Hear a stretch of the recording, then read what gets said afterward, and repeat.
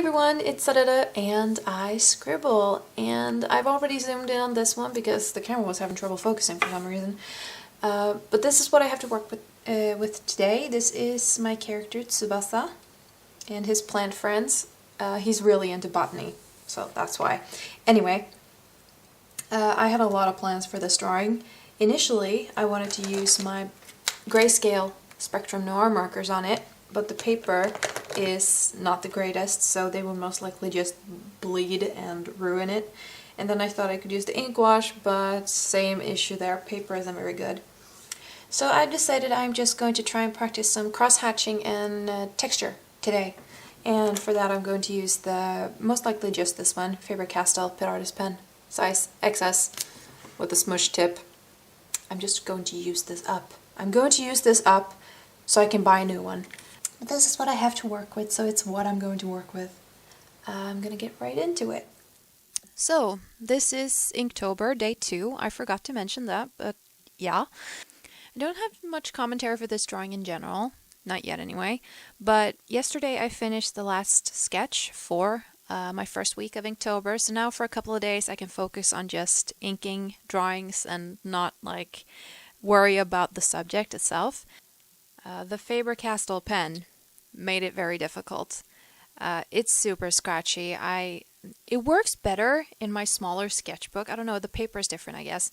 But it was super scratchy today, so I just decided to go with it and let the ink be quite messy. It has this thing where either it gives you a really thick solid line or it gives you just specks, so I just decided to go with it and work it into the overall look of the ink. So it looks kind of sketchy, but I like it, and it worked really well once I got to the cross-hatching as well. You'll get to see me start on that in about 15 seconds. As for the cross-hatching, I did some regular plain old cross-hatching for the pots and the bucket, and then I did basket weave cross-hatching on the pants because it creates a really nice texture for clothing in general.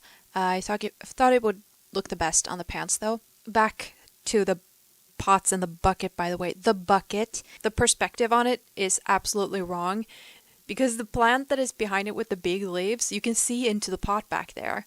And the bucket, you can't see into it. So I don't know what I was thinking with that, and I'm actually considering going back and sort of adding the lip of the bucket just because looking at the video now, it looks so weird.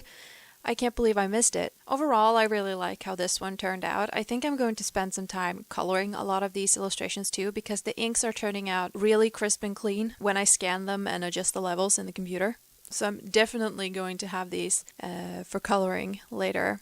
So here I've gotten started on the cross-hatching on the pants, and I need to work on my method though, even though I know it's supposed to be every other like you're switching directions of this type of cross-hatching.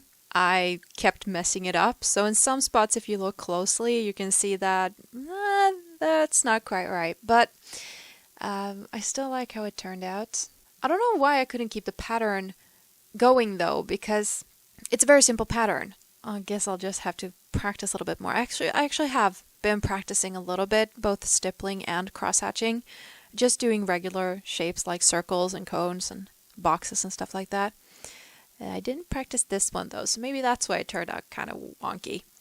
I did add some extra scribbling just to create a little bit deeper shadows on the pants, and I think it worked pretty well. And then I added just some tiny hatching on the rest of him. I know I forgot the tail. I noticed that at the end as well, so that is probably something I will be going back and fixing as well. I was enjoying myself anyway. Here are finally some close-ups. You can see the cross-hatching there. Oh, it turned out so nice. I really like it. Ink drawings look so good. And I'm sorry for the way the art has been popping in to the videos here at the end. The last one was the same. There's some bug in my video program that causes the image to warp if I add fades to it, so I'm gonna look into that. Either way, video's over. Thank you for watching. I'll see you again tomorrow. Bye!